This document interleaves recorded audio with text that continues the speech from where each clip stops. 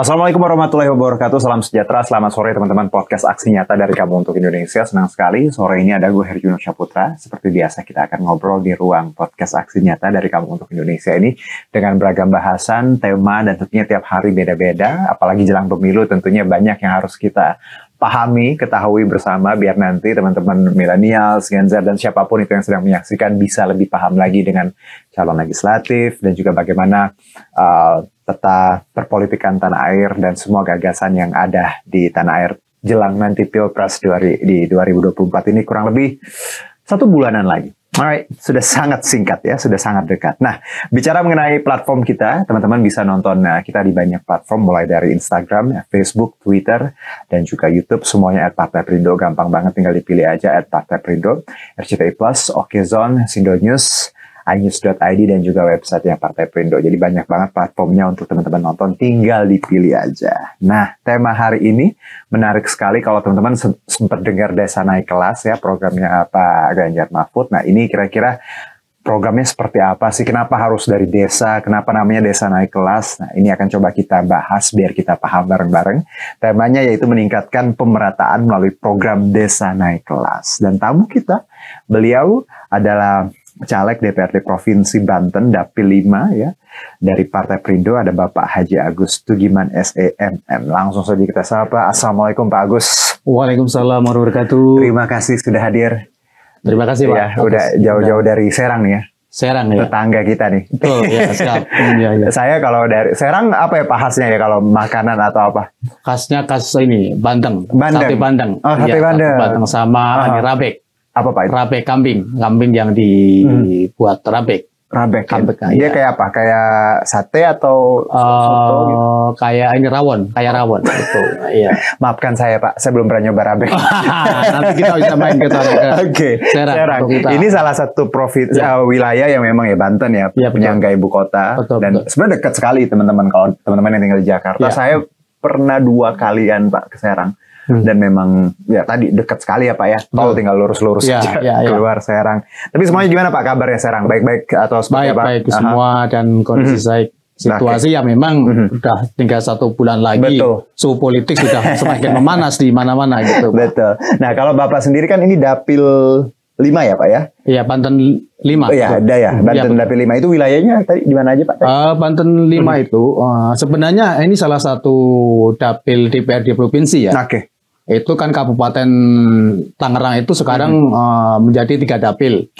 Banten 4, Banten 5, Banten 6. Dan saya di Banten 5 itu terdiri dari 8 kecamatan. Baik.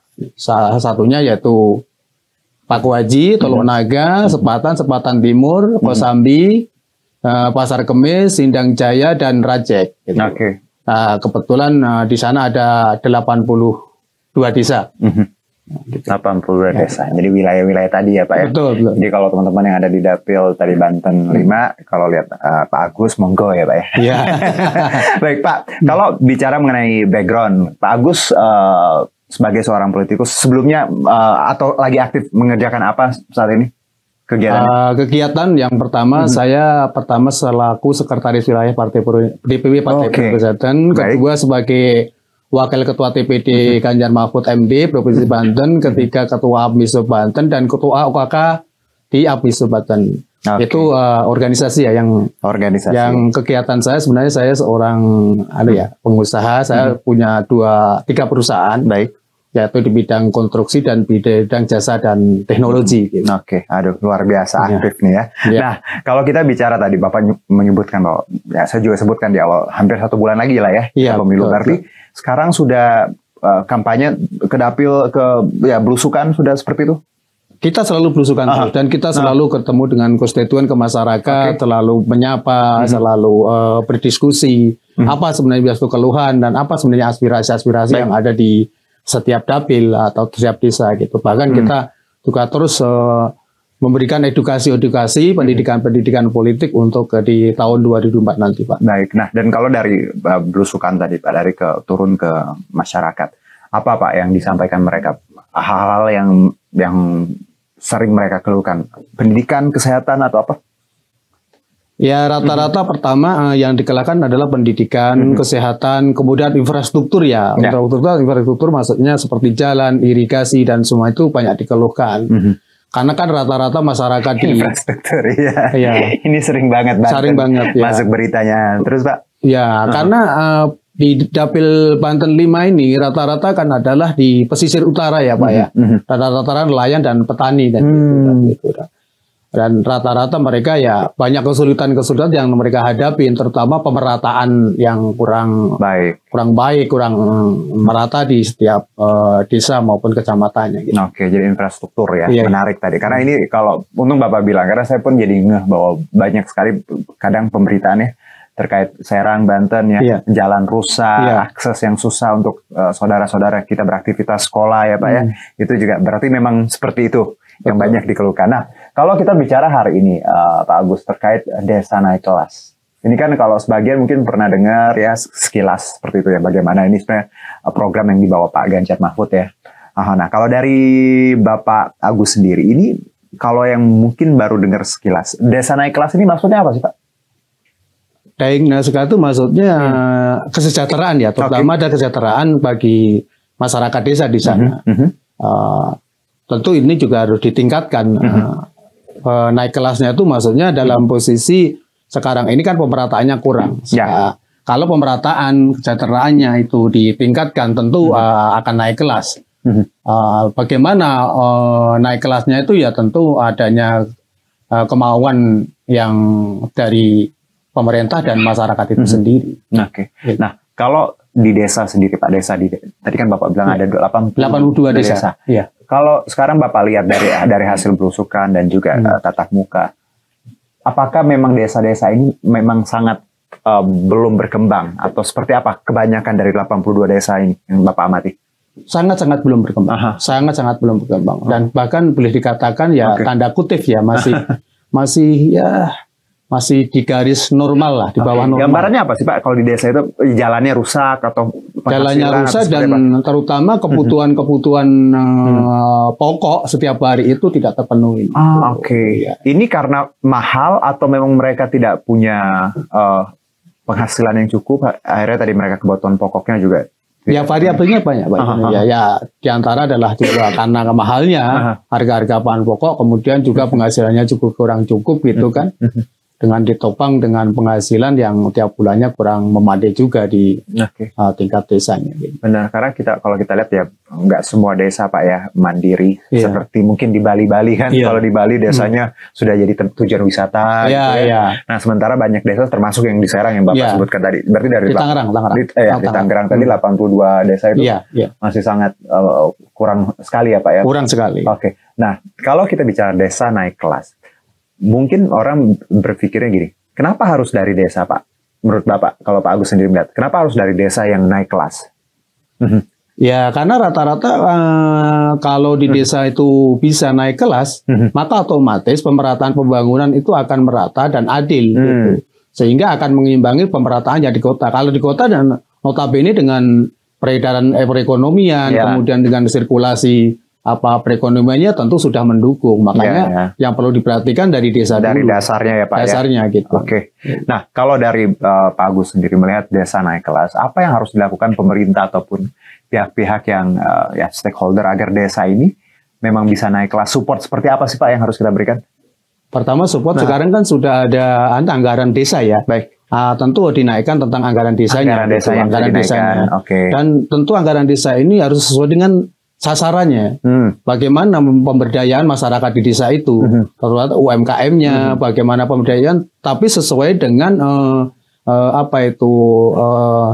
pekerjaan yang ada di tingkat desa itu, yaitu kearifan lokalnya lah, kearifan lokalnya secara ekonominya, bagaimana kita kembangkan, seperti kita kemarin saya pernah turun ke lapangan bagaimana di masyarakat itu bisa dikembangkan namanya budidaya jamur, kemudian budidaya ternak ikan, ternak lele itu masih banyak yang perlu digarap ya di desa-desa itu sehingga masyarakat atau warga desa itu bisa punya penghasilan yang lebih. Gitu. Jadi supportnya kalau kita lihat kearifan lokalnya Pak ya, kalau mereka misalnya tadi ada jamur, ada lele, itu bisa kita support di situ. Betul. Nah kalau yang dari 82 desa, Bapak menyebutkan tadi, ini kan pesisir ya Pak ya, banyak nelayan. Apakah memang di sini murni mereka melaut, cari ikan, atau kalau Bapak lihat tipikalnya, supportnya harusnya di bidang apa kalau buat wilayah-wilayah yang Bapak sebutkan tadi? Ya kan kalau di 8 desa ini ada yang pertanian, ada yang nelayan ya. Yang di nelayan itu di daerah sekitar Paku Haji gitu ya. Nelayan. Pesisir utara itu kan nelayan ya. Nelayan tentu harus disupport kemudahan-kemudahan mereka, tentu terutama adalah bagaimana tentang sekarang ini kan sebenarnya kelangkaan solar dan kemudian sulitnya akses modal sebenarnya. Ya, modal. Modal. Nah, ini agar pemerintah mempermudah itu.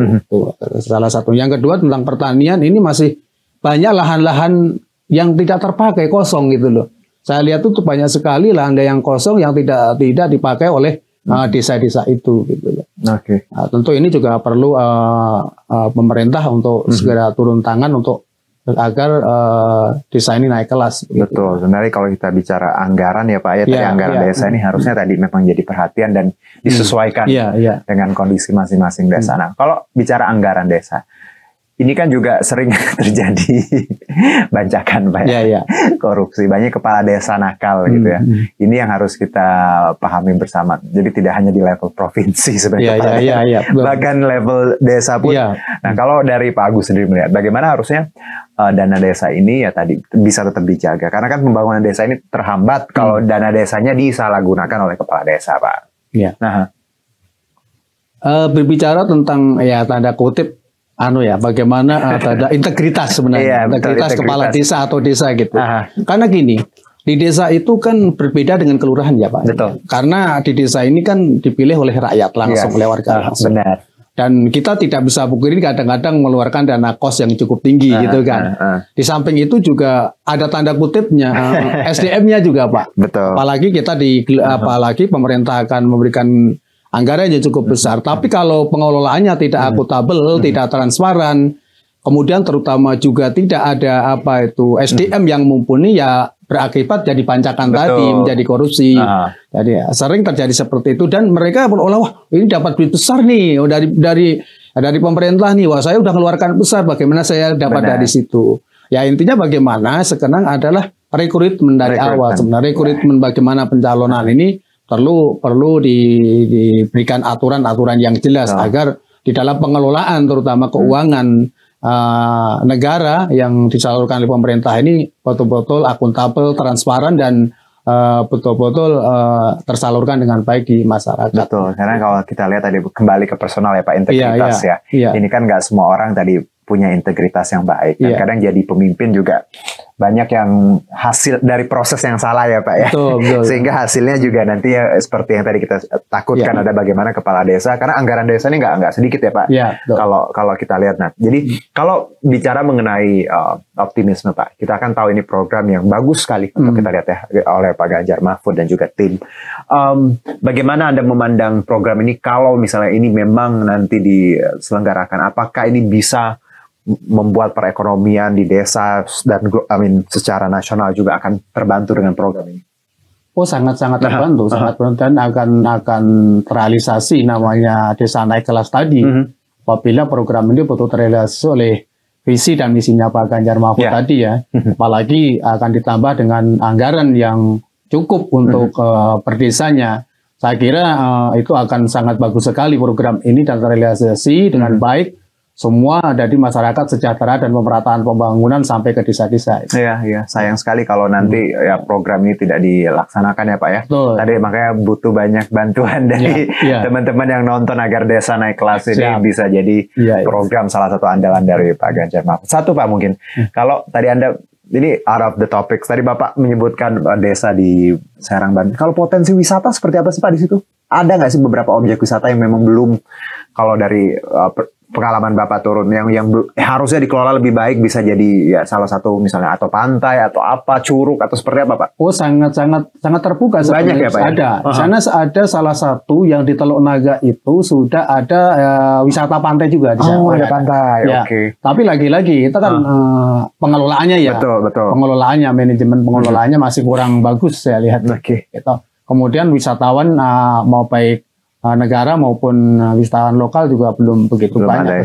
Mungkin karena promosinya juga, karena jadi infrastruktur pengelolaannya juga tadi yang Anda sebut. Jadi sebenarnya potensi wisatanya juga ada ya Pak. Betul, ada. Oke, bagus. Terakhir mungkin ini untuk konstituen dan teman-teman yang nonton hari ini khususnya di daerah Serang, apa yang ingin Pak Agus sampaikan?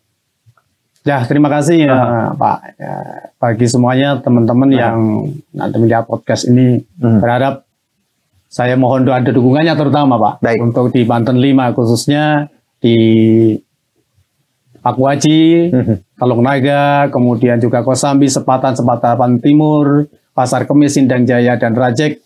Jangan lupa di tanggal 14 Februari 2000 nanti juga memilih kami dan selanjutnya juga memilih Partai Perindo agar Partai Perindo bisa memberikan kontribusi nyata untuk di pemerintahan di tahun 2004 nanti. Karena tanpa itu, tanpa kita ada punya legislatif yang di tingkatan, kita tidak bisa merealisasi tentang apa menjadi program-program besar Partai Perindo ini.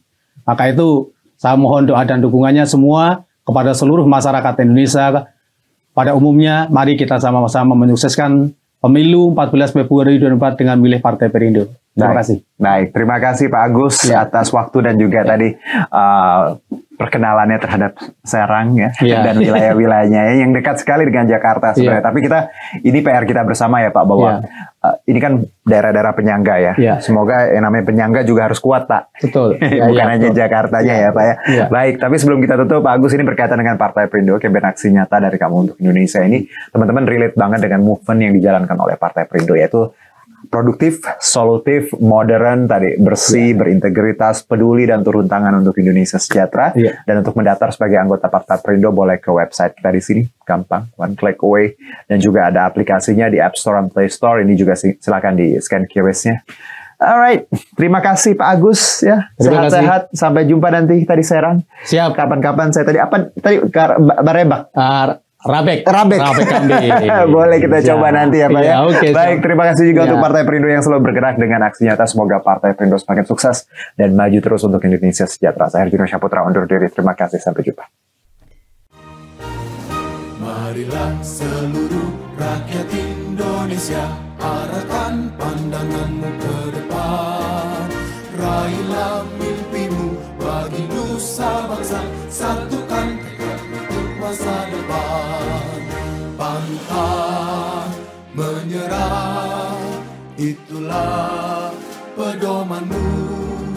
Entaskan kemiskinan cita-citamu, rintangan tak menggentarkan dirimu. Indonesia maju, sejahtera tujuanmu, nyalakan api semangat perjuangan. Dengungkan gema, nyatakan persatuan.